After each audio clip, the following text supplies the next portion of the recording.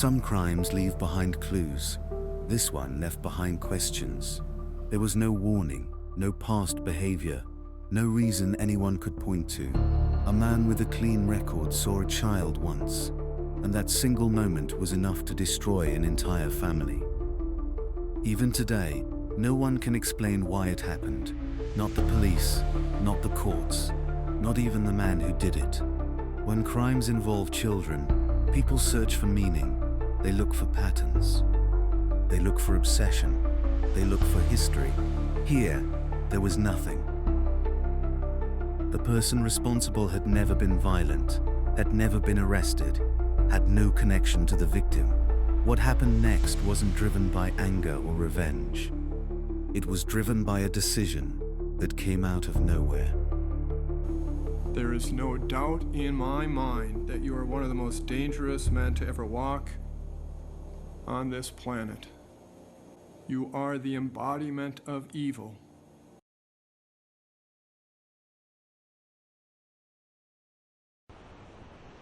In October 2018, 21-year-old Jake Patterson was driving to work in rural Wisconsin. He had just started a job at a cheese factory. It was his third day. As traffic slowed, he stopped behind a school bus picking up students. He waited, and through the window, he noticed a girl getting on the bus, 13-year-old Jayme Closs. They had never met. He didn't know her name, didn't know where she lived. But later, Jake would tell investigators that in that exact moment, something settled in his mind. He decided she was the one. From that day forward, Jake began preparing, quietly, carefully. He took his father's 12-gauge shotgun, a common weapon that wouldn't stand out. He bought a full face mask, shaved his head and facial hair, bought gloves, dark clothing, and heavy boots. Inside his car, he disabled the trunk release, so it could only be opened with a key. He disconnected the interior lights. Every step was intentional. This wasn't panic. This wasn't impulse.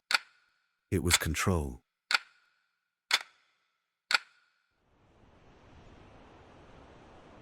Jake drove to Jayme's house twice. The first time, there were cars in the driveway. He left. The second time, lights came on. He left again. But just after midnight on October 15, 2018, the house was dark. This time, he stayed.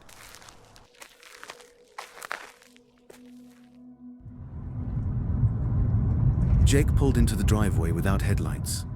Inside, Jayme was asleep with her dog. The dog began barking. Jayme looked outside and saw a car she didn't recognize. Scared, she ran to her parents. Her father, James, went to the front door with a flashlight. Her mother, Denise, grabbed Jayme and locked themselves in the bathroom. They pushed a dresser against the door. They hid in the bathtub. James believed the man outside might be police. When Jake knocked, James asked to see his badge. Instead, a shotgun blast shattered the door. James was killed instantly. Denise called 911. The dispatcher confirmed something terrifying. There were no officers nearby. Jake forced his way inside. He stepped over James's body, checked the rooms. Only one door was closed, the bathroom. He smashed the door until it split open. Inside, Denise was holding Jayme, refusing to let go. Jake ordered Denise to tape her daughter's mouth and hands. She refused, so he did it himself. Then he turned the gun on Denise. She didn't survive. Jayme was dragged from the house and locked in the trunk. The entire attack lasted less than 4 minutes.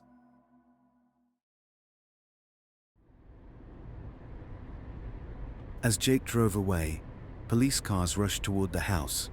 Officers later remembered a Ford Taurus yielding to them as they passed. Inside the trunk, Jayme heard the sirens fade. She was being taken 70 miles away. Jake hid Jayme in his remote house in the woods.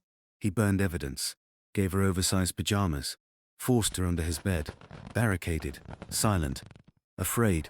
For hours at a time, she lay there without food, water, or light. She obeyed because she had seen what happened when someone didn't.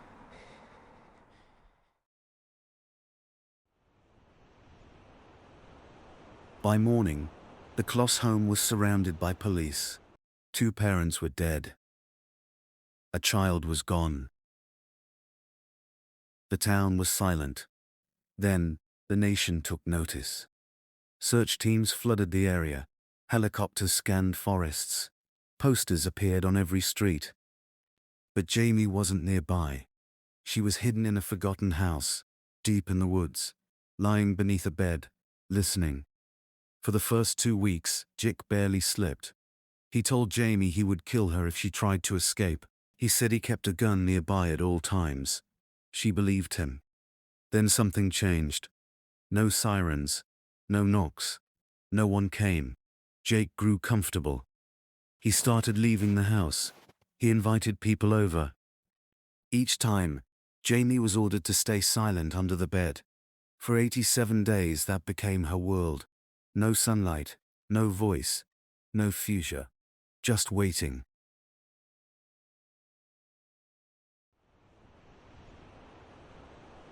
Eventually, Jake stopped watching her closely, and then, one morning, he left the house for something ordinary, a job interview.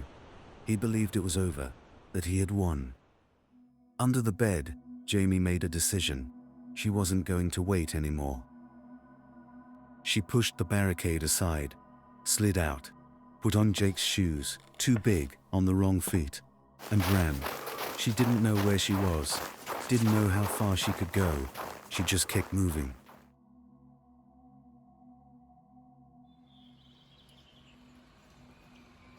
That afternoon, a woman named Jane Nutter was walking her dog. She saw a teenage girl in the cold, no coat, no gloves, barely standing. Something was wrong. When the girl spoke, she said 4 words, "I'm Jayme Closs." Jane didn't hesitate. She hugged her, held her close, promised she was safe.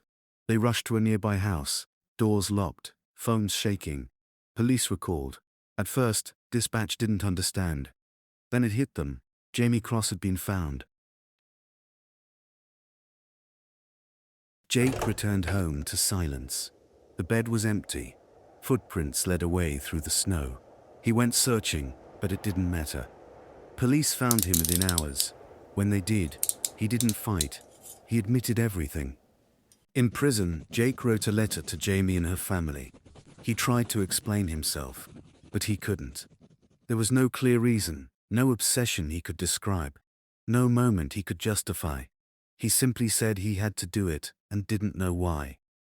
Jake Patterson was sentenced to life in prison. No parole, no release. You are charged in count 1 as follows: that on or about Monday, October 15, 2018, in Barron County, you did cause the death of James M. Closs with intent to kill that person, contrary to Section 940.01, Sub 1, Sub A, and 939.50, Sub 3, Sub A of the Wisconsin statutes, a Class A felony, and upon conviction shall be sentenced to imprisonment of life. How do you plead to that charge? Guilty. If you enjoy stories like this, subscribe, like, and turn on your notification so you don't miss what comes next.